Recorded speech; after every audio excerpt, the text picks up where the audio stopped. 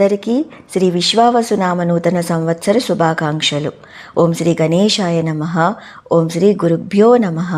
ప్రతి సంవత్సరం చైత్రశుద్ధ పాడ్యమిని నూతన సంవత్సర ప్రారంభ దినంగా అంటే ఉగాదిగా జరుపుకోవటం మన సాంప్రదాయం. మన సనాతన ధర్మంలో ప్రతి సంవత్సరానికి ఒక నామం ఉంటుంది. ఇప్పుడు ప్రారంభమవుతున్న ఈ సంవత్సరం పేరు శ్రీ విశ్వావసు.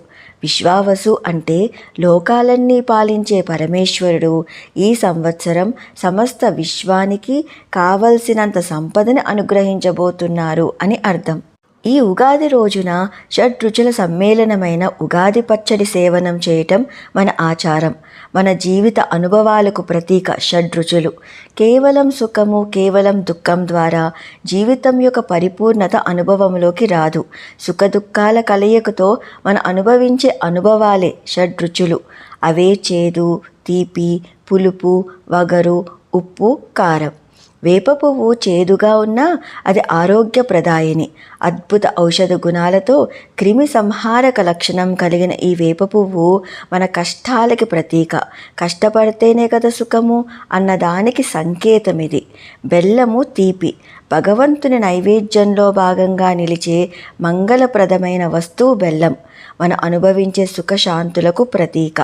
ఇక చింతపండు పులుపు, జీర్ణశక్తిని పెంచే ఈ చింతపండు మనలో నేర్పుని, బుద్ధి కుశలతను సూచిస్తుంది. టెంక కట్టని కొత్త మామిడికాయ, పులుపు కలిగిన వగరు. భగవంతుని పేరుతో పిలువబడే ఒకే ఒక చెట్టు ఈ మామిడి చెట్టు. దానిని రసాలము అని అంటారు. ఎన్నో ఔషధ గుణాలు కలిగిన ఈ మామిడి మనలో ఆలోచనా శక్తిని, సూక్ష్మ బుద్ధిని సూచిస్తుంది. ఉప్పు జీవితంలో సమతుల్యతను తెలిపేదే ఉప్పు. మిరియాలు ఘాటు, గొప్ప ఆయుర్వేద ఔషధమైన మిరియాలు సహనానికి సంకేతం.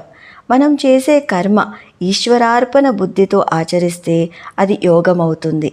కాబట్టి ఈ పచ్చడిని భగవంతునికి నివేదన చేసి ప్రసాదంగా స్వీకరిస్తే సరైన మార్గంలో కర్మను ఆచరించే బుద్ధిని ప్రసాదిస్తుంది.